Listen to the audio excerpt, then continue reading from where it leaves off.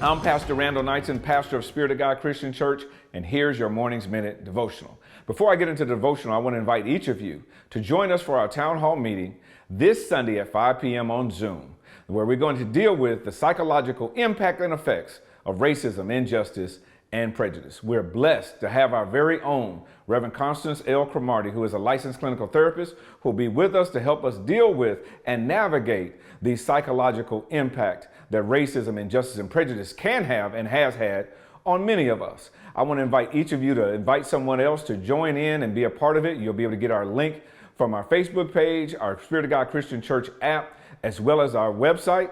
And we'll also send out a reminder to each of you so that you can log on and join in with us. If you have questions, please feel free to send them to us ahead of time so that we can already be prepared for them and make sure your question gets in.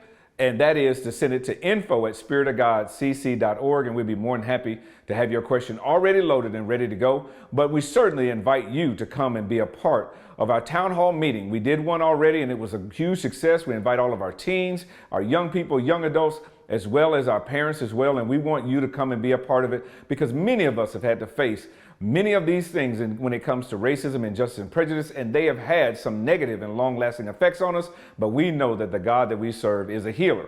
And that is the way I want to segue right into our devotional for today.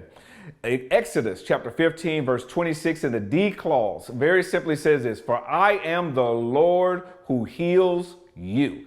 And I want you to know that that healing is not limited, because we don't serve a limited God. It's not just limited to physical infirmities. Many of us have had to deal with physical issues, or whether we've had surgeries or afflictions or various pains and chronic issues. And certainly God is a healer, and we have seen him do it. But our God is not limited to just physical healing. Certainly on that cross, he healed us from the spiritual affections and infirmities known as sin, because he took upon our sins and our infirmities and our iniquities. And so we know that he bore those on the cross. And so our enemy, Satan, comes against us spiritually to try to affect and impact us in a negative way in our walk with the Lord. But also there are mental wounds, emotional wounds and scars that we have had to deal with over our lives. And so I want you to know that God will heal you. Some of you have dealt with various forms of abuse, but I want you to know that the Lord is the one who will heal you from it. Make no mistake, don't you limit God today. Go to God and ask him for healing. Ask him to heal your broken heart.